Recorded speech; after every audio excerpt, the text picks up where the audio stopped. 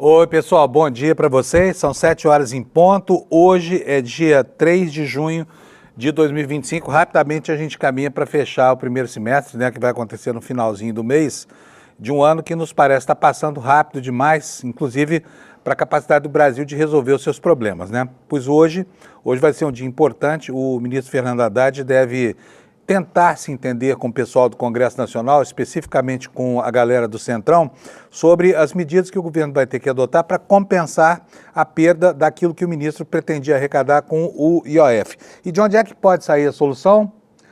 Vai sair de uma instância que contraria profundamente alguns dos compromissos de campanha do presidente Lula, que vai aborrecer ainda mais a ministra do Meio Ambiente, né? Por quê? Porque a perspectiva do governo agora é apostar que o petróleo vai gerar 35 bilhões de faturamento extra para que o país possa vencer as suas dificuldades econômicas. Esse cenário sobre as medidas mitigatórias do problema fiscal brasileiro, tudo isso vai estar em andamento ao longo do dia de hoje, né? E para os próximos dias nós temos aí gerando já repercussão na área política as primeiras convocações para os depoimentos no processo da tentativa de golpe. A primeira ação que foi instaurada, número 2886, contra o chamado Núcleo 1, que é o núcleo onde estão lá os principais idealizadores do projeto de golpe de Estado, né? Bolsonaro, o Mauro Cid, né? Braga Neto, General Heleno, toda essa galera está entre os 8 que integram o chamado Núcleo 1, o núcleo fundamental da trama golpista. E os depoimentos começam na segunda-feira, dia 9, por quem? Jair Messias Bolsonaro. Ele vai finalmente se defrontar com Xandão, vai poder dizer para ele de novo: canalha, canalha, não aceito ordens do ministro Alexandre de Moraes. Vai ter oportunidade de dizer isso cara a cara para ele, fuça a fuça, né, lá na segunda-feira, e nós estamos muito curiosos para saber como é que vai ser essa audiência, como é que vai se comportar o rei dos machões, Jair Messias Bolsonaro, né?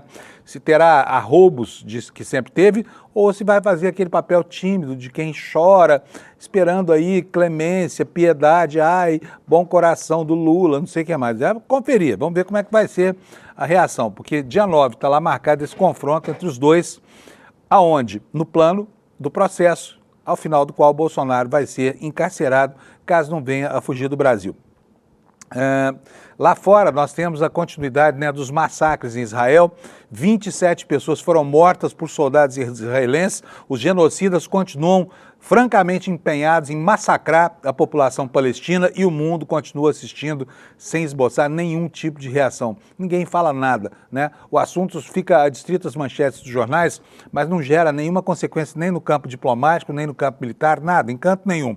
Enquanto isso, o Estado de Israel vai dizimando a população palestina, que é o que está acontecendo lá, num processo de limpeza étnica muito parecido com aquele que a Alemanha nazista tentou empreender sacrificando judeus.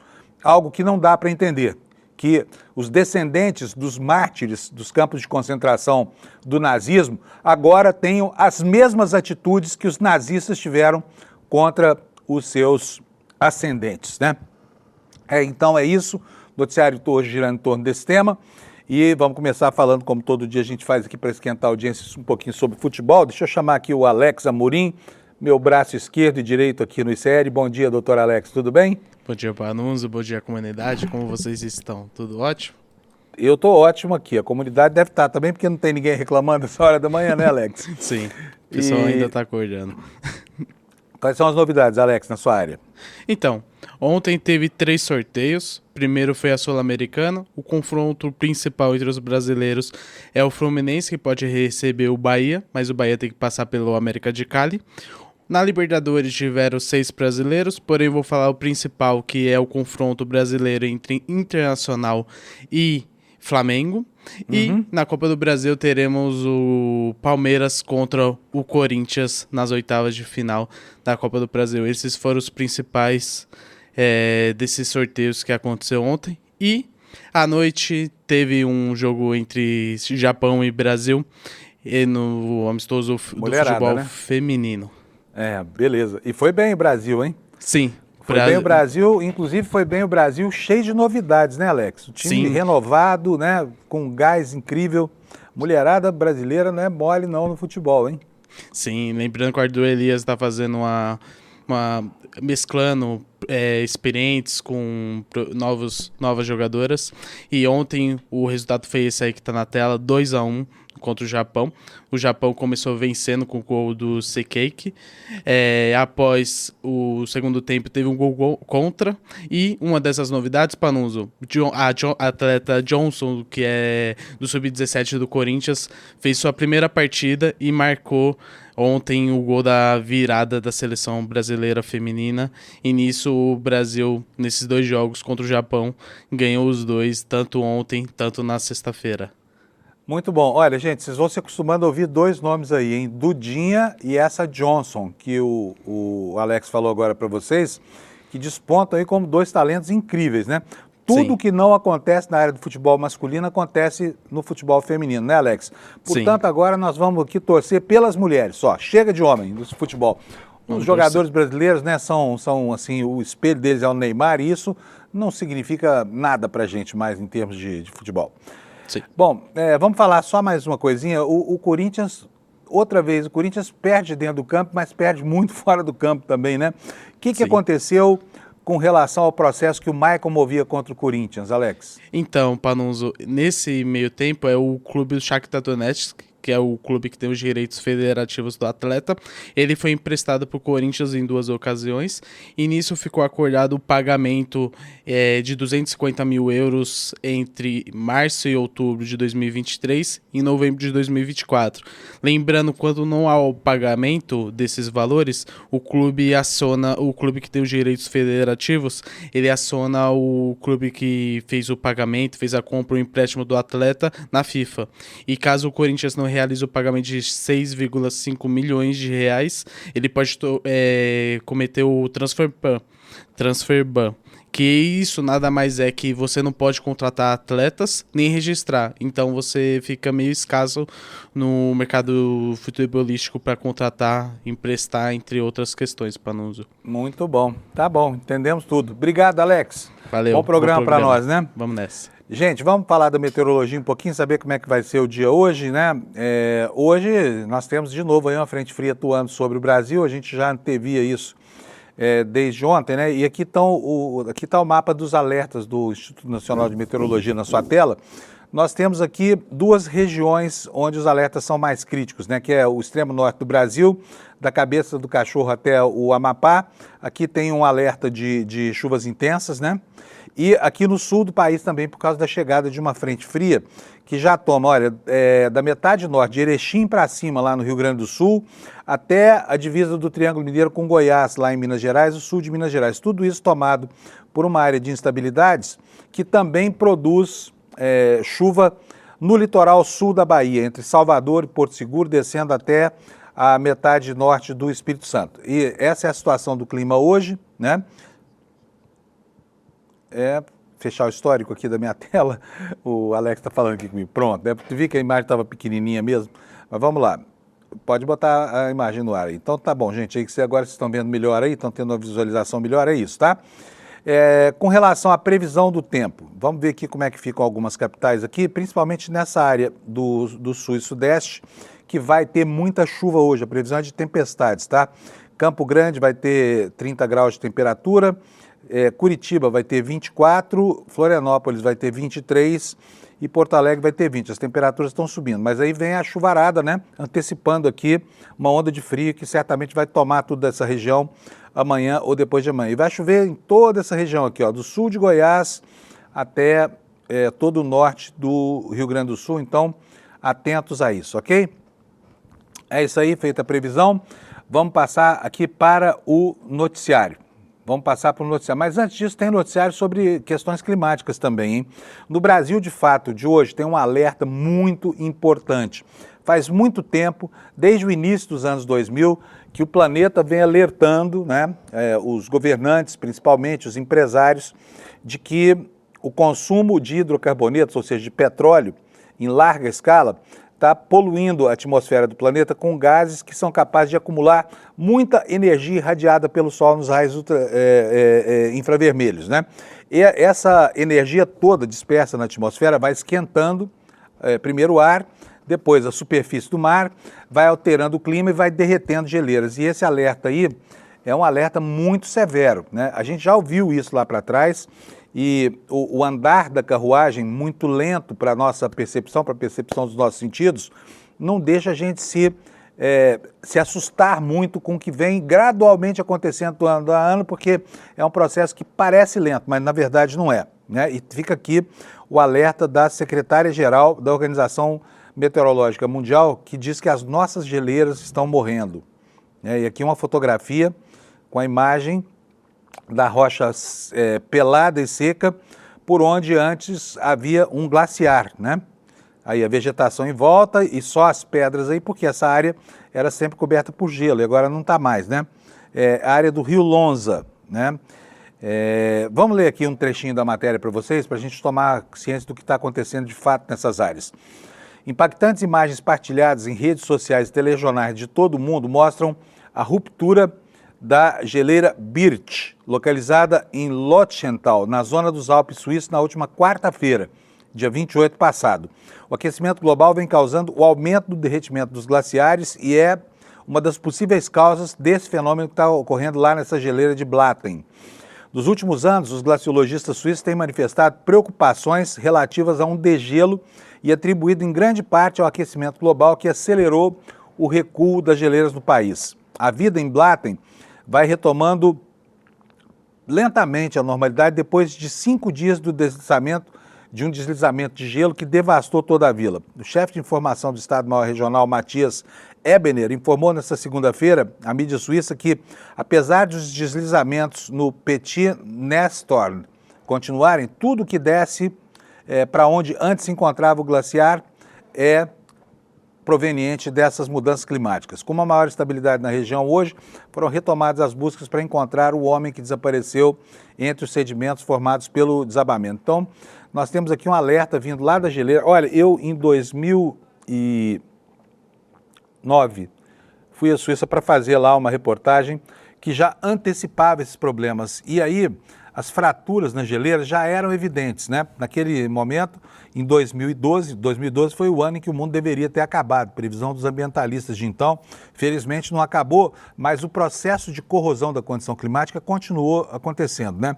E era muito evidente, né, que algumas geleiras estavam perdendo rapidamente a sua camada de gelo.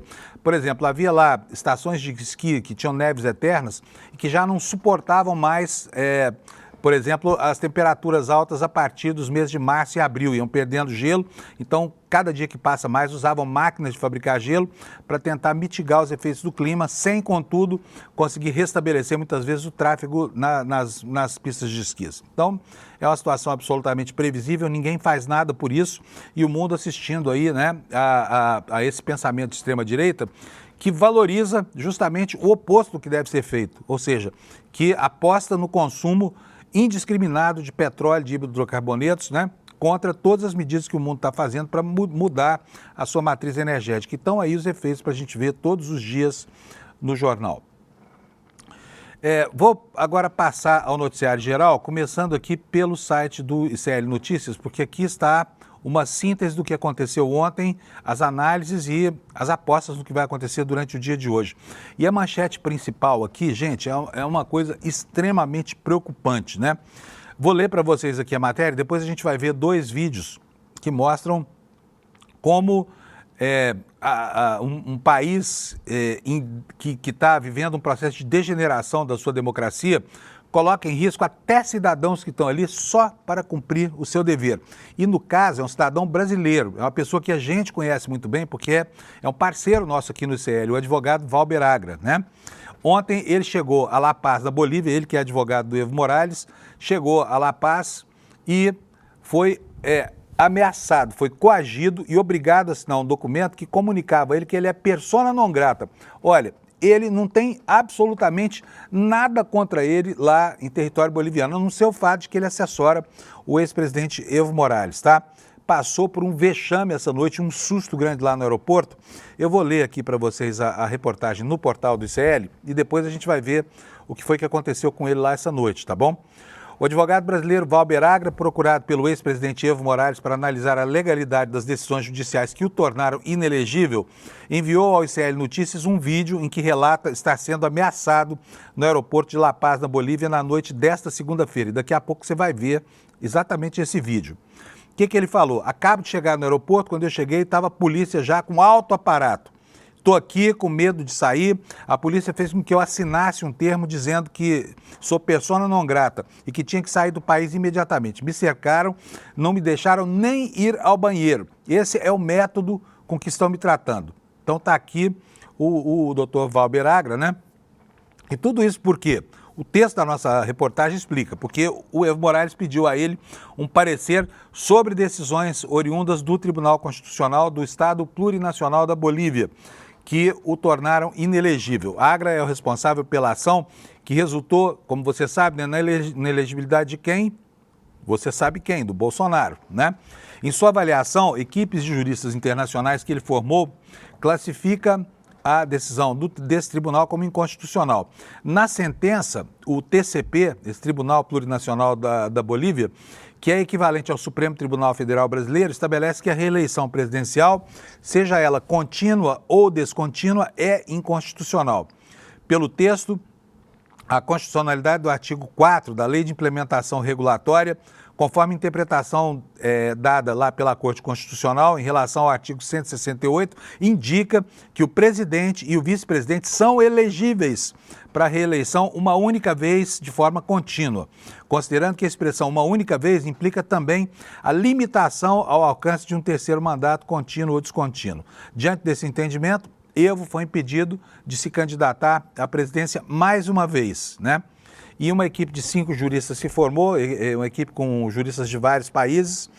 Entre esses juristas, o doutor Valber Agra concluiu que a literalidade da norma constitucional é inequívoca ao restringir tão somente a eleição imediata, ou seja, a eleição sucessiva, e que em nenhum momento a Constituição veda a possibilidade de um novo exercício do cargo após a ocorrência de um interregno temporal. Segundo esse entendimento, portanto, a Constituição da Bolívia permitiria, sim, que Evo Morales voltasse a se candidatar. Mas as forças adversárias dessa candidatura são muito fortes, né? E capazes de promover espetáculos como esse, altamente tirânicos, né? Em que o advogado da parte num processo, ainda que numa corte constitucional, seja impedido de entrar no país. Não estamos falando nem de atuar no país, mas de entrar no país sem que seja coagido por agentes do regime.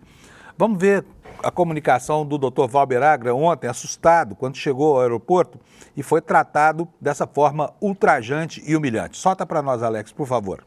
Gostaria de dizer a todos e a todas que acabo de chegar no aeroporto La Paz e quando eu cheguei estava a polícia com alto aparato, ainda estou aqui, com medo de sair, e a polícia assinou um termo, fez que eu assinasse um termo dizendo que eu era pessoa não grata e que tinha que sair do país imediatamente. Me cercaram, não deixaram nem eu ir ao banheiro, que eu estava querendo. E aí, esse é o modo que estão me tratando. Me deram um papel, vou mandar para vocês. E queria deixar isso bem claro, se acontecer alguma coisa com minha integridade, a culpa é do atual governo boliviano. Queria deixar isso muito claro, não pediram para me revistar nada, não disseram nada, apenas mandaram eu sair do país imediatamente. Então, como a minha integridade física está sendo ameaçada, eu gostaria de dizer que se acontecer alguma coisa comigo, a culpa é do governo boliviano, do senhor Arce. Muito obrigado. Pois é, a noite foi quente por lá. Eu falei com o Dr. Valber Agra agora há pouco, pelo WhatsApp. Ele, felizmente, estava dentro de um avião que deve estar decolando nesse instante lá de La Paz para Lima, capital do Peru, onde ele vai fazer uma conexão e volta para o Brasil em segurança. Portanto, está tudo bem com ele, ele nos tranquilizou aqui, disse que está tudo legal e mandou, a meu pedido, esse vídeo que você vai ver agora sobre como é que foi a noite agitadíssima lá na capital da Bolívia. Roda para nós, Alex, por favor. Gostaria de agradecer a todos e a todas. Já estou aqui no voo para Lima. Me seguiram do aeroporto para o hotel. No hotel tinha mais de 10 policiais esperando. Quando eu saí agora, o senador Flores me enviou um carro com 3 rapazes Eles me seguiram com 2 carros. Quando eu cheguei agora, ficaram 2 rapazes, todos olhando para mim, 2 policiais. Quando eu cheguei agora, botaram um cachorro com 3 policiais para ver se eu tinha droga. Mas, graças a Deus, gostaria de agradecer a todos e a todas. Estou voltando, viu? Um abraço e o coração é muito grato a todos e a todas. Um beijo. Pois é, então pode se tranquilizar, está tudo bem lá com o Dr. Valber. O que não está bem é uma ofensa desse tamanho, né, contra um cidadão brasileiro que estava ali para cumprir um dever profissional e foi impedido, né, por um regime que não preza pelo rito da democracia, ou seja, não poderia jamais ter provocado esse tipo de coisa, expulsar uma pessoa que entra no país só porque está assessorando um ex-presidente da República que tem que defende uma posição perante o judiciário. Como assim, né? Como assim? Isso é um constrangimento terrível. Bom, gente, vamos para o noticiário internacional. De certa forma, já começamos com ele, porque esse assunto diz respeito, né, a um brasileiro, mas está lá fora representando o ex-presidente de um país diante dessa querela constitucional aí. Mas vamos começar aqui pelo Jamil Chad, né? O Jamil que a gente preza tanto aqui. O Jamil, que é um jornalista espetacular e tem nos atualizado aqui sobre os horrores que estão acontecendo lá nos Estados Unidos depois que o Trump resolveu levar a efeito o pior que poderia oferecer ao mundo, né? Essa onda segregacionista aí, uma onda que coloca em evidência primeiro os estrangeiros, que ele trata como Hitler tratava os judeus e os comunistas, né? E prossegue lá nos Estados Unidos o clima de pavor, tá? Está aqui a manchete, você está vendo aqui do lado, uma onda de prisões nos Estados Unidos que está provocando desespero. É a palavra certa, entre a comunidade brasileira lá, principalmente os indocumentados e principalmente aqueles que têm filhos nascidos em território americano, porque esses são americanos. E quando o processo de deportação acontece, os pais indocumentados muitas vezes são presos e os filhos americanos são entregues a quem? Ao governo americano, sabe? Ficam sem os pais lá. E é isso que o Jamil tá chamando a atenção da gente para esse problema, tá? Vou ler aqui para vocês, olha. Aos prantos, uma brasileira residente na região de Boston pede socorro. Vivendo de forma irregular no país estrangeiro, teme ser deportada, mas a preocupação dela vai além. Ser separada do seu filho que não tem documentos brasileiros. Portanto, são pais brasileiros de filhos americanos que não são brasileiros, tá? Se forem expulsos, como aconteceu, aliás, né, em fevereiro, com aquela menininha chamada Manu, sobre quem a gente falou semana passada, os filhos ficaram no Brasil na condição de apátridas, porque afinal de contas eles não nasceram no Brasil e aqui, como nos Estados Unidos, o direito à cidadania e à naturalidade decorrem do local de nascimento, se chama ius solis, juízo de sangue, né? A descendência não conta nada, quer dizer, se os pais sendo americanos ou brasileiros, tanto faz. Nasceu no Brasil é brasileiro, nasceu nos Estados Unidos é cidadão americano. Bom, vamos lá. Ela busca regularizar, essa brasileira que está lá em Boston, busca regularizar a situação do filho para garantir que, caso ela seja presa, essa família não seja separada. Olha que horror de situação. Numa mensagem de áudio enviada a uma entidade que tenta ajudar os imigrantes, ela revelou, atenção, será que tem algum modo de fazer o documento do meu filho mais rápido? Eu estou com muito medo, disse ela. Relatando a presença das autoridades de imigração no bairro dela, conta que não estava conseguindo trabalhar. Nem saio mais de casa, disse ela aos amigos. Tenho muito medo de ser deportada e meu filho ficar para trás. Ele não tem nada no Brasil. Se eu for deportada, vão querer deixar o meu filho. Não vou aguentar viver sem o meu filho. Você tem como me ajudar? Pediu ela, implorando a uma mulher e se afundando num choro de angústia, como descreve aqui o Jamil. Com uma onda de prisões sendo realizada pelo governo Trump contra qualquer pessoa que esteja de forma irregular no país, a comunidade brasileira vive uma agonia sem precedentes, nos conta o Jamil. Quem fica em casa temendo a polícia, logo descobre que vai ficar sem renda. O resultado é a explosão de uma dívida ou até a escassez de alimentos. Para outros, o risco é de despejo. Aspas aqui, se eu sair, posso ser preso. Se ficar, não tem dinheiro para pagar o aluguel a partir de julho, admitiu a UOL, a brasileira Rose, que pediu para não ter o sobrenome dela identificado.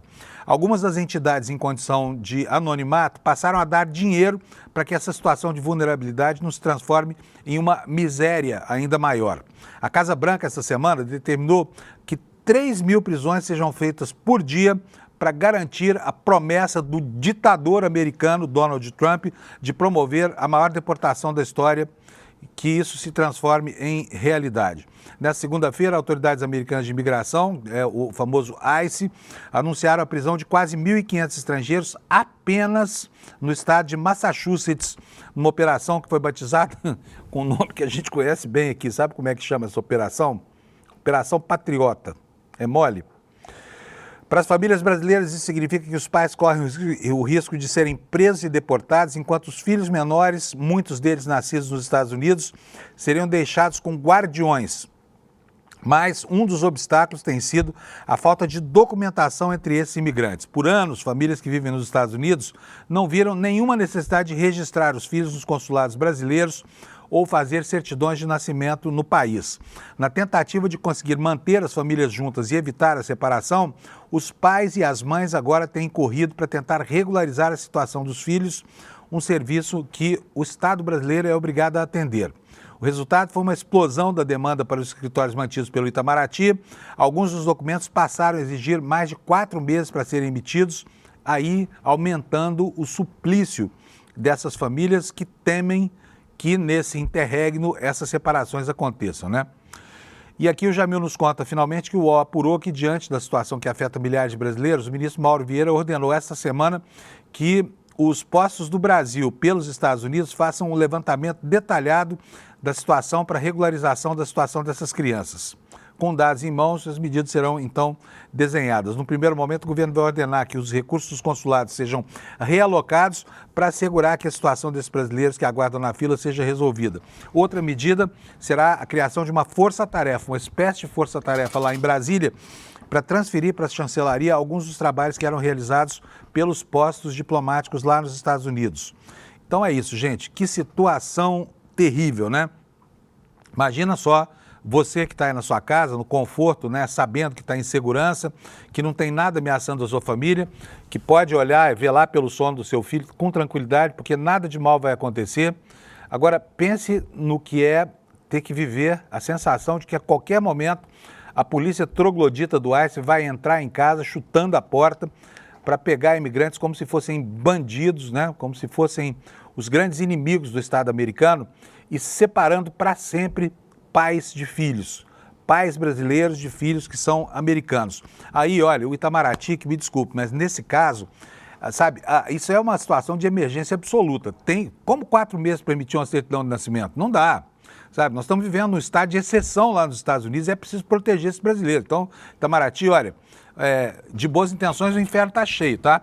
Mas se vocês disserem, por exemplo, que 2 horas seriam suficientes para preencher a certidão, a gente diria que ainda assim é muito tempo. Tem que fazer isso na mesma hora. Qual é o problema de registrar o nascimento de uma criança? Por que leva 4 meses, sabe? Nós estamos falando de ameaça de deportação, ameaça de cisão dessas famílias, de rachadura mesmo, para nunca mais. Imagina, crianças sendo levadas para longe dos seus pais. Que pesadelo horroroso esse, né? Vamos passar agora para o noticiário internacional. Vou mostrar para vocês como eu faço todo santo dia aqui. Primeiro, o Washington Post, né? O jornal do Bezos, da Amazon. O jornal trata aqui na primeira manchete ainda sobre aquele ataque que foi feito na noite de anteontem, um crime de ódio, né? E o suspeito está aqui, olha, suspeito de ataque a reféns israelenses é acusado de crime de ódio e planejaram o ataque por 1 ano. Esse maluco ficou 1 ano pensando como é que ia incinerar os judeus nesse ato antissemita, né? As autoridades disseram que estão investigando o incidente no Colorado. 12 pessoas ficaram feridas com o ato de terrorismo, né? Agora tem um outro fenômeno aqui, na segunda manchete do jornal, que está nos dando aqui uma boa ideia do que está acontecendo nas faculdades americanas, né? Muitas delas aderiram a essa plataforma ideológica do Trump e estão acabando com cursos relacionados a direitos humanos, direitos de minorias, né? E é esta manchete aqui do Washington Post, os estados vermelhos. E lá nos Estados Unidos, vermelho é o Partido Democrata, tá? Vermelho é democrata. Vermelho é republicano, tá? Não é comunista, igual aqui no Brasil. Nossa bandeira nunca será vermelha. Não, lá os vermelhos são os republicanos, tá bom? Então, os estados republicanos, dizem as faculdades, aulas sobre raça e gênero estão fora de questão. Educação cívica está em alta. Fora de questão significa estão abolidas, tá bom? E a matéria vai nos contar que, olha, os legisladores lá em Utah, que é a sede da Igreja dos Mormons, em Ohio e na Flórida, né, que na verdade, é um gueto cubano-americano, tornaram obrigatórias aulas sobre educação moral e cívica e civilização ocidental e estão cortando aulas sobre raça, gênero e etc. dos requisitos da graduação, né? E tem um outro caso bem interessante, que é o dos mascotes americanos. Olha, deixa eu mostrar para vocês o que é um mascote americano. O mascote, os Estados Unidos têm lá como tradição adotar mascotes, né? Não só para os times enfim, lá dos esportes que eles gostam, mas também para escolas, né? Aqui está o caso, olha, esse muro aqui é um muro que tem um mascote, que na verdade é um índio redskin, né? Pele vermelha lá. Mas houve um momento durante, se eu não me engano, o governo Obama, em que referências étnicas e que são depreciativas deveriam ser suprimidas. É como aqui no Brasil. Por exemplo, ruas cujos nomes homenageiam próceres da ditadura têm que remover esses nomes, porque esses nomes não são dignos de homenagem. A mesma coisa acontecia com mascotes americanos que depreciavam a questão da ascendência, principalmente a ascendência indígena, né?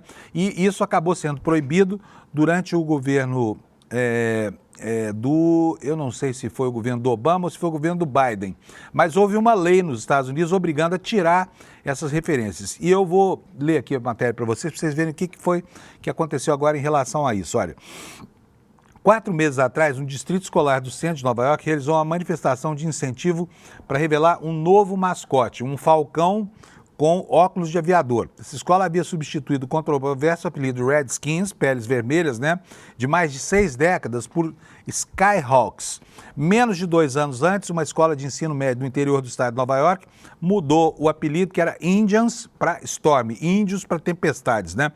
Mudanças semelhantes em dezenas de escolas em todo o estado azul faziam parte de um crescente movimento nacional para remover nomes, ícones, mascotes e logotipos de nativos americanos que, segundo as autoridades estaduais, os povos indígenas poderiam considerar racistas. Só que esses esforços agora estão ameaçados, porque o Departamento de Educação dos Estados Unidos declarou na sexta-feira passada que uma regulamentação estadual que exigia modificações era em si discriminatória. Ou seja, mandar tirar símbolos racistas de escola é discriminação lá nos Estados Unidos agora, né? E o anúncio foi o ápice de uma investigação federal sobre a disputa entre o Departamento de Educação de Nova York, que ordenou que os distritos escolares retirassem esses mascotes pejorativos, né? E um distrito escolar público de Long Island, que se recusou a eliminar o seu mascote, apelidado de Chiefs.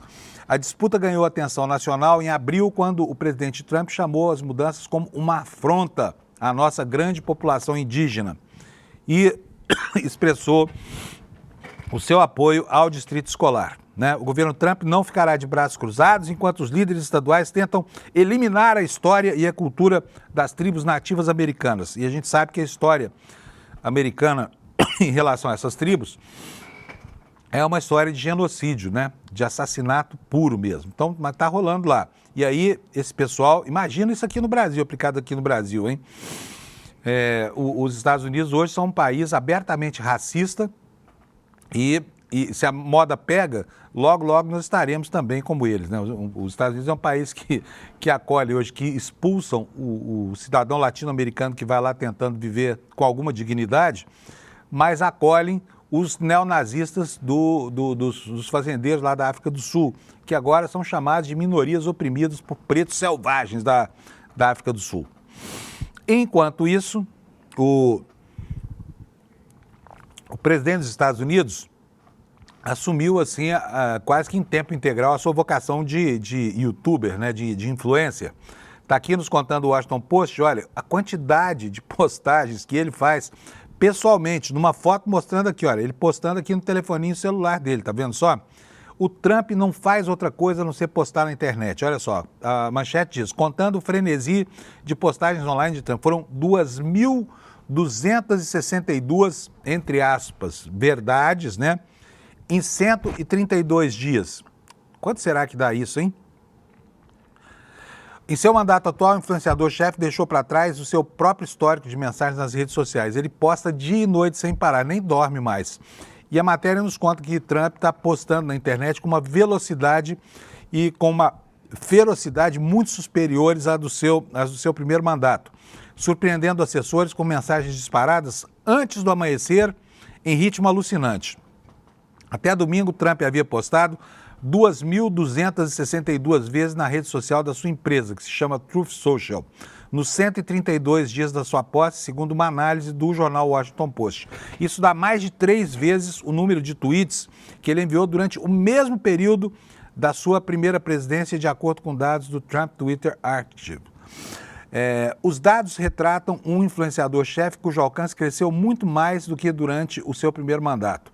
O aumento de volume não é obra apenas dos polegares de Trump. Ele agora conta com uma equipe de assessores que o ajudam a postar ao longo de todo o dia. E muitas das postagens migram para outras plataformas com a ajuda de uma base ativa de líderes do governo, influenciadores de direita e figuras de mídia maga que as amplificam rapidamente. E pode ter certeza que aqui o dado que importa não é só o da dispersão ideológica, tá? Aqui tem muito de negócio, porque o que o Trump está fazendo é dar viabilidade a algo que ele criou lá como um negócio, que é essa rede Truth Social, né? O jornal assinala aqui que as postagens prolíficas também permitem que eles se comuniquem diretamente com o seu público sem qualquer filtragem dos meios de comunicação. Portanto, está aí o sujeito que, entre uma maldade e outra contra imigrantes, entre um apoio e outro a um ditador qualquer do planeta, tudo que ele faz é postar na internet. Olha, gente, os horrores que a gente está vendo, eu falei agora há pouco sobre essa história das crianças que estão, né, crianças brasileiras cujas famílias temem que sejam separadas delas por conta da condição, afeta a nacionalidade dessas crianças, mas o terror com relação a isso não é só nos Estados Unidos, tá?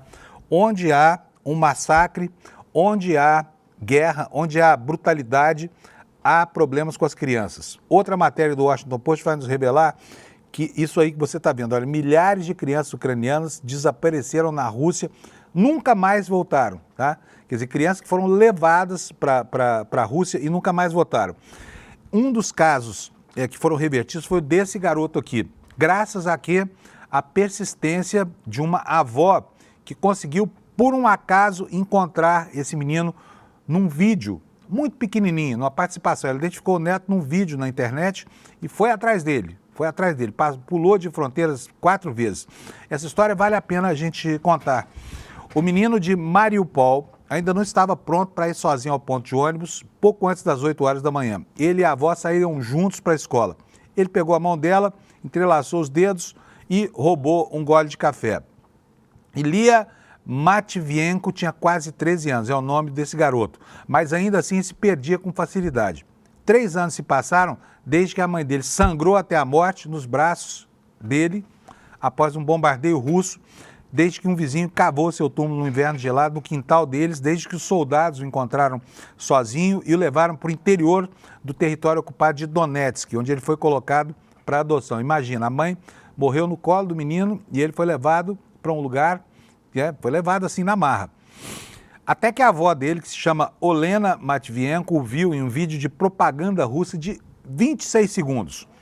Ilia se tornou um caso de teste extraordinário para saber como e se a Ucrânia poderia resgatar as suas crianças através de fronteiras internacionais. A avó disse o seguinte: eu não o teria encontrado se não tivesse visto esse vídeo, disse Oliana, de 64 anos, minha idade quase, durante 3 dias de entrevistas no mês passado em sua casa numa cidadezinha no extremo oeste da Ucrânia. Ele estaria com uma família diferente agora. O quanto ele se lembrava de quem era? O retorno de Ilia em 2022, depois de semanas em um hospital na Ucrânia ocupada, demonstrou a dificuldade de resgatar apenas uma criança, sem falar de dezenas de milhares de outras crianças ucranianas que agora estão no centro de demandas de paz de Kiev.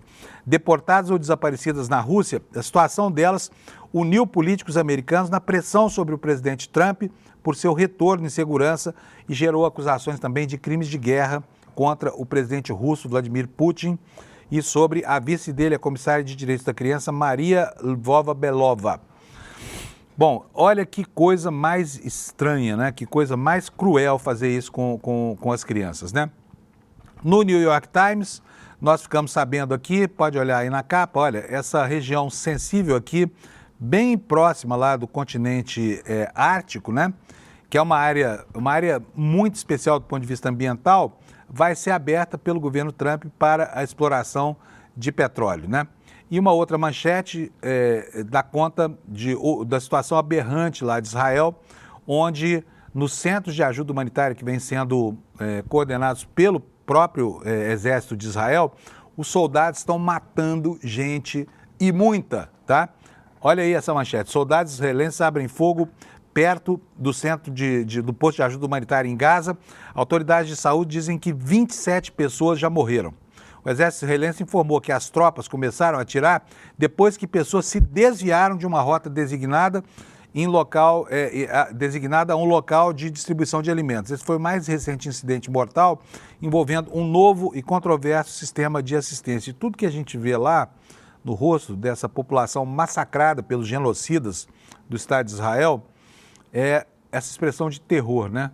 De tristeza, né? De dor. Todo dia por um motivo novo e mais torpe, né? Enquanto o Estado de Israel continua na sua cruzada higienista contra a população da faixa de Gaza. O que a notícia nos diz? Soldados israelenses abriram fogo na manhã de terça-feira perto de multidões de palestinos caminhando em direção... Quer dizer, as pessoas foram baleadas, por quê? Porque elas mudaram rumo, de repente. Naquela confusão, imagina isso, um lugar completamente sem líderes, sem orientação, sem nada. De repente, uma multidão muda um pouco o caminho, os neonazistas do Estado judeu de Israel atiram contra a multidão, né? E matam 27. Nós estamos falando de 27 pessoas, fora a quantidade de feridos, que foram dezenas aqui, não dá nem para estimar quantas são, porque não foi possível contar, né? Foram estimados em dezenas. Então, os militares disseram que as tropas atiraram perto de algumas pessoas que se desviaram da rota designada para o local e que não responderam aos tiros de advertência. O comunicado os chamou de suspeitos e afirmou que eles representavam uma ameaça aos soldados, mas um porta-voz militar se recusou a explicar a natureza da ameaça recebida, porque lá a ameaça, como diz um ex-ministro de Israel, a ameaça são as crianças palestinas, né? Toda criança palestina é uma ameaça contra os nazistas do Estado genocida de Israel. E não estranha aqui a expressão, não, eu sei que você vai falar, mas que história é chamar Estado judeu de nazista, porque o nazismo se caracterizava pelo antissemitismo. Sim, mas o nazismo mudou, ele aparece agora com outra conformação. O judeu agora não é mais o judeu agora é o palestino, o judeu agora é o estrangeiro dos Estados Unidos. Esses são, né, aqueles que canalizam o ódio dessa turma da extrema-direita mundial. Vamos passar agora aqui rapidamente aqui pelo jornal The Guardian, lá da Inglaterra. O jornal The Guardian também traz na sua manchete aqui mais um massacre promovido pelo Estado fascista de Israel, pelo menos 27 palestinos mortos após israelenses abrirem fogo em ponto de distribuição de alimentos, dizem autoridades de saúde locais. Essa é a principal manchete do Guardian, né? E olha, para quem acha que o mundo pode estar prestes a acabar, cuidado, viu, galera da teoria da conspiração, galera do milenarismo, do fim do mundo, essa coisa toda. Por quê? Porque o rei dos arenques, aquele chamado peixe do fim do mundo, apareceu de novo, tá? Numa costa da Tasmânia. Tá aqui, olha, uma foto do peixão aqui. E mais embaixo tem outra foto. Olha o tamanho desse peixe, tá vendo só? Ele pode chegar a 8 metros, mas esse aqui tinha 1,75 m. Esse peixe é chamado de peixe do fim do mundo, por quê? Porque as aparições dele são raríssimas, tá? Ele vive a mais de 500 metros de profundidade, né? Em águas profundas, e raramente, mas muito raramente mesmo, ele é visto na superfície. Então, foi o caso agora, vocês podem ver, então um cachorro border collie cheirando o rabo desse peixe, e ele apareceu de novo, então cuidado. Para quem gosta de teoria da conspiração, isso pode significar que o mundo está prestes a se perder. Mas, na verdade, não acontece nada. Esse peixe já apareceu várias vezes e não houve fim de mundo nenhum, tá? É brincadeira, não leve a sério. O que não é fim de mundo é isso que o Bill Gates está fazendo. Isso é uma atitude bastante louvável, né? Ele vai doar a maior parte do fundo dele, de 200 bilhões de dólares, 200 bilhões de dólares, dá 1 trilhão e 200 bilhões de reais para a África, que é o lugar onde dinheiro é remédio e dinheiro é comida, né? Bill Gates instou líderes africanos a se juntarem a ele na promoção da saúde e do desenvolvimento no continente. Afirma que a fundação dele vai fazer parcerias com as nações que priorizam a saúde das pessoas, o que é espetacular, né? Em se tratando de um cidadão americano. Notícia que eu colhi no site da Deutsche Welle, que é o órgão de informação alemão. O bilionário americano Bill Gates anunciou na terça-feira que a maior parte da doação filantrópica de 200 bilhões de dólares da sua fundação Gates será para a África, e será gasta nas próximas 2 décadas. Recentemente assumiu o compromisso de doar minha riqueza ao longo dos próximos 20 anos. A maior parte desse financiamento será usada para ajudar a vocês que enfrentam os desafios aqui na África, disse Gates ao instar os líderes e a impulsionar a saúde e o desenvolvimento por meio de parcerias e de inovação. Ao liberar o potencial humano por meio da saúde e da educação, todos os países da África devem estar no caminho da prosperidade. E é emocionante fazer parte desse caminho, disse Gates a autoridades governamentais e a diplomatas e profissionais da saúde, tá? Assim eu encerro a parte internacional aqui, voltando para o que acontece no Brasil dos dias de hoje, né? Eu vou pegar aqui, olha, a reportagem no site Hora Jurídica, que é um site de informações jurídicas, para que vocês possam ver que o Supremo decidiu ontem que inicia uma nova fase dos processos relativos, do processo, né, da ação penal 2886, ouvindo quem? O estrupício mor da República, o golpista mor do país, senhor Jair Messias Bolsonaro. Após 52 depoimentos de testemunhas, o Supremo Tribunal Federal se prepara para interrogar os 8 membros do chamado núcleo crucial, ou núcleo central, da suposta tentativa de golpe de Estado, incluindo o ex-presidente Jair Bolsonaro. Os interrogatórios começam já na próxima semana e representam uma etapa decisiva do processo, onde os réus poderão esclarecer ou rebater acusações que fundamentaram a denúncia do Ministério Público. O ministro Alexandre de Moraes e o procurador-geral da República, Paulo Gonet, conduziram as audiências, aliás, conduziram, né, no passado as audiências com testemunhas nas últimas 2 semanas e durante os depoimentos ambos demonstraram um método específico para elucidar a participação dos investigadores na trama. Ao final de cada depoimento, Moraes e Gonet escolhiam estrategicamente se fariam perguntas às testemunhas. Os questionamentos focaram em detalhes que podem definir o papel dos réus no esquema investigado. Então fica aqui para você a anotação. Dia 9, segunda-feira, nós vamos ter frente a frente Bolsonaro e Alexandre de Moraes. E aqui eu quero, porque as imagens desses depoimentos não estão sendo liberadas. Aliás, hoje, o Supremo Tribunal Federal deve liberar os depoimentos das testemunhas. A gente não entende muito bem, e eu quero fazer aqui o meu protesto, né? Por que que o Supremo não permitiu que esses depoimentos fossem transmitidos ao público? Por que que o Supremo Federal mudou, né, a tradição de transparência e impediu que esses depoimentos sejam transmitidos? Porque a justificativa dada não resolve o problema que foi apresentado. O que que o Supremo falou? O Supremo falou o seguinte: não, mas o depoimento da testemunha na íntegra pode influenciar outras testemunhas e nós não queremos que isso aconteça, né? Só que os jornalistas estavam lá de qualquer forma, anotando tudo que os depoentes diziam durante as oitivas e publicando imediatamente, fazendo minuto a minuto. Então não adiantou nada o Supremo restringir a divulgação desse material que pode ser liberado hoje. Quem sabe, se eles não resolvem a partir de agora, já que entramos numa fase mesmo da instrução processual propriamente dita, liberar para que o país possa acompanhar milimetricamente. Aliás, essa transparência é fundamental para que a população implicada, ou seja, para que os aliados de Bolsonaro possam acompanhar para e passo aquilo que se chama devido processo legal, ou seja, a oportunidade de contraditar, a oportunidade de chamar testemunhas, a oportunidade de fazer valer a voz de quem tem que se defender das acusações do Ministério Público e da Polícia Federal. Então, muito importante que isso acontecesse. Espero que o Congresso, que o Supremo reveja essa restrição, porque ela, além de não somar nada para os processos, ainda tira da opinião pública brasileira a oportunidade de acompanhar, na medida em que acontece o desenrolar dos fatos jurídicos que cercam esses processos, tá bom? Mas até agora não há nenhuma informação de que isso possa acontecer, tá bom? O o site do G1 nos coloca aqui o que vai acontecer nessa fase. A denúncia da trama golpista entra na fase de interrogatórios dos réus e antecipa aqui quais serão os próximos passos. Na próxima semana, faz um favor para mim, Alex, bota na tela cheia aí essa página para ver se as pessoas conseguem ler junto comigo, por favor. Então tá aí a informação de que na próxima semana a ação penal do Supremo Tribunal Federal que investiga a trama golpista para manter Bolsonaro no poder entra na fase dos interrogatórios do núcleo crucial. Os investigados vão ficar frente a frente com o relator Alexandre de Moraes já a partir da próxima segunda-feira. Pode voltar aqui para mim, Alex. Quero ver a cara do Bolsonaro diante daquele ministro que ele chamou de canalha.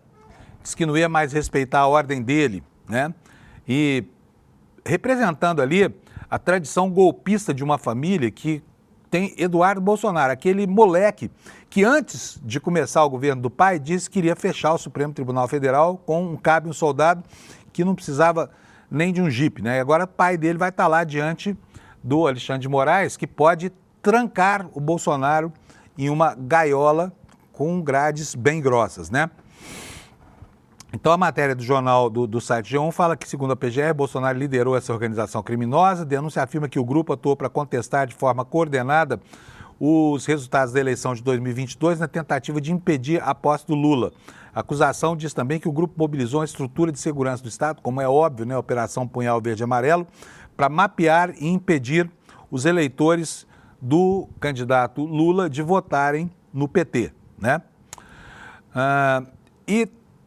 Tudo isso começa a acontecer no momento em que há um constrangimento, né, para o Supremo Tribunal Federal por causa da bravata americana de usar lá uma lei Magnitsky, que é uma lei absolutamente discricionária, aplicada em casos absolutamente crassos de ditadores que se empenharam em atitudes repressivas, né, em tiranias mesmo. Por isso aqui uma outra matéria, uma outra manchete do jornal, do site do G1, nos diz aqui que essa lei Magnitsky, que o Trump ameaça usar contra Moraes, só foi aplicada em ditaduras repressivas, né? Um caso recente, de 31 de dezembro do ano passado, foi de uma sanção com base na legislação à russa Olesya Mandeleva. Vamos ver o que trata isso. Vou tomar aqui um golinho de água, porque aqui, na medida em que o tempo passa, gente, o ar-condicionado vai secando o ar,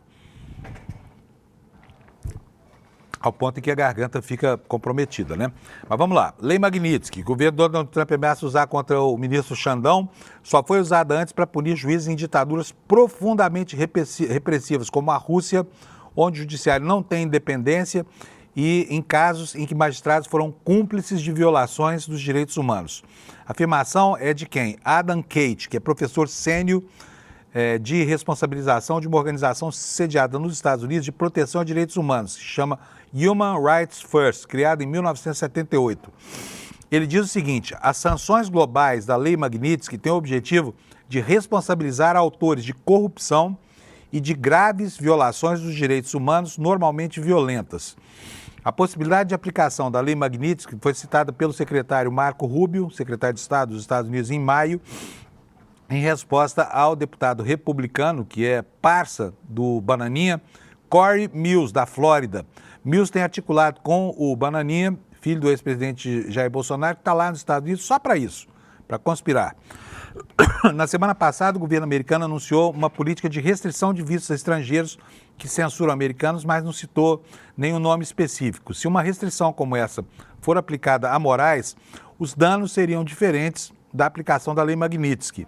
Então, uma coisa é você não dar o visto, um gesto administrativo. A outra coisa é aplicar uma lei sancionadora como essa Lei Magnitsky, né, que prevê punições financeiras, inclusive congelamento de ativos, e pode, inclusive, atrapalhar a movimentação do cartão de crédito do ministro Alexandre de Moraes, já que as bandeiras que operam no Brasil são bandeiras americanas, né? Não existe uma bandeira de outro país a não ser a dos Estados Unidos, e aí a lei obriga empresas americanas a não fazerem negócios com pessoas que estão nos halls, né, nas relações de pessoas proscritas, inclusive de atividades econômicas, de se relacionar economicamente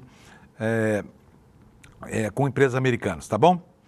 Olha, o Otávio Guedes aqui no site do G1 nos informa isso aqui, ó, a atuação do Eduardo Bolsonaro está dando uma oportunidade para que o campo progressista ou a esquerda brasileira dispute a palavra pátria, né, que foi abduzida por esses neofascistas e acabou se transformando, né, num bordão totalmente esvaziado de sentido, mas que serve para angariar apoio ao bolsonarismo. O que nos diz ele? Se após a Segunda Guerra Mundial uma fala de Luiz Carlos Prestes imprimiu na opinião pública a ideia de que comunistas eram traidores da pátria, o filho, 03 Jair Bolsonaro, deixa a dúvida sobre quem está sob ordens de uma potência estrangeira. Diretamente dos Estados Unidos, o deputado federal licenciado Eduardo Bolsonaro dá o pretexto ideal para a esquerda brasileira finalmente disputar a palavra pátria com a direita nacional, uma briga que já dura quase 80 anos, desde o tenentismo. É preciso voltar no tempo para entender como a pátria se fez bandeira de conservadores. O integralismo, né, um movimento fascista brasileiro, capturou essa palavra e usou no slogan importado do Mussolini, Deus, Pátria e Família, que depois o herdeiro desse fascismo da década de 30 acabou adotando. E quem é esse herdeiro? Jair Messias Bolsonaro, né? Então está aqui ele desenvolvendo um raciocínio capaz de devolver a palavra pátria o sentido que ela deveria ter originalmente, né? Mas que foi furtado pela extrema-direita brasileira e há muito tempo. Antes de encerrar, gente, aqui, olha, uma informação para a gente refletir um pouco sobre o que vai acontecer na margem equatorial se e caso venha a ocorrer ali a perfuração dos postos de petróleo que a Petrobras pretende instalar lá. Fica aqui a pergunta, para que serve a riqueza amealhada com petróleo, né? Olha só a manchete do jornal Estado de São Paulo, tá? Não é o Hora do Povo, não é o jornal do Partido Comunista, não é nada. Mas explica aqui, e é bom que os que não comungam do ideário do movimento ambientalista leiam e saibam disso, que as cidades que viveram o boom do petróleo do Brasil sofreram foi com o aumento da violência, né? Estudos de pesquisadores do INSPER e da USP mostram que as cidades se beneficiaram do crescimento econômico, mas acabaram enfrentando uma urbanização desordenada e o aumento das atividades ilícitas. O boom da produção do petróleo nos anos 2000, nos diz aqui a matéria do Estadão, desencadeou um resultado inesperado.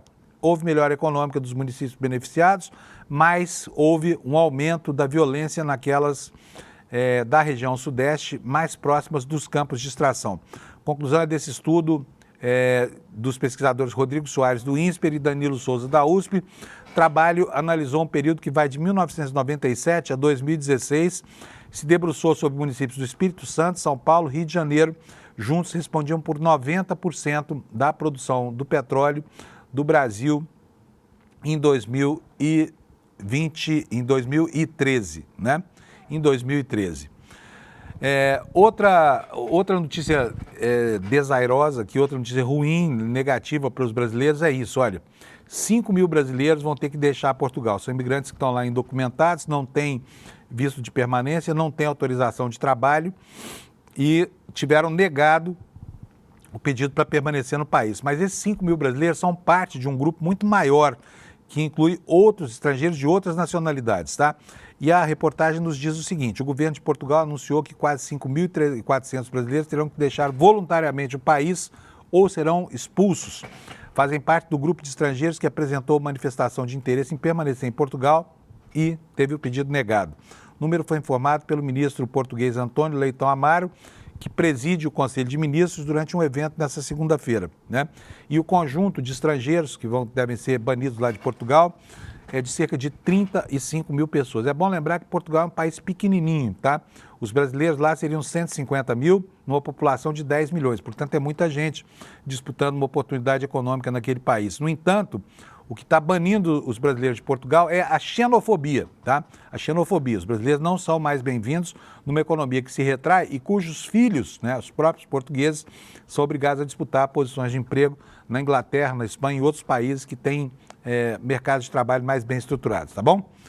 Gente, só resta falar agora, no finalzinho aqui, sobre o evento da semana aqui do ICL. Olha, vai haver uma mega live aqui nessa quarta-feira, né, amanhã, dia 4, às 19 horas, está aqui no telão para vocês. É uma live em que nós vamos comemorar 1 milhão de inscritos na nossa comunidade aqui no canal principal do ICL. Você está convidado a fazer parte dessa live, vai ser às 19 horas e desde já fica aqui marcado o propósito da reunião dessa comunidade, que é a luta contra o fascismo no Brasil, contra a extrema-direita. Então você está convidadíssimo, dia 4, amanhã, às 19 horas, às 7 horas da noite. Não deixe de assistir, tá bom? A nossa live de 1 milhão, para comemorar esse número fantástico, cabalístico, né? Que advém do engajamento de vocês, que nos dão a oportunidade de falar para tanta gente de uma maneira tão direta e tão honesta. Então, muito obrigado para você. A gente espera vocês amanhã aqui, dia 4 de junho, às 7 horas da noite, tá bom?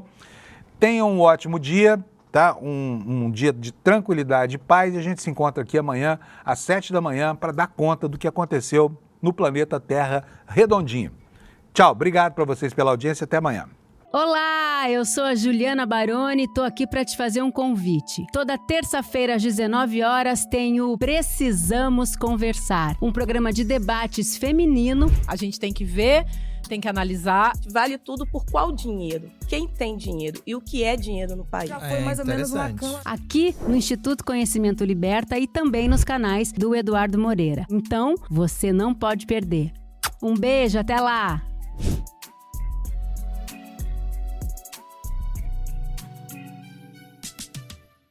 A repercussão foi tanta que o ICL decidiu liberar o replay do documentário Império Malafaia, que a gente exibiu aqui. Se você perdeu a estreia ou quer rever com atenção cada detalhe dessa investigação sobre dinheiro, fé e poder, a hora é agora.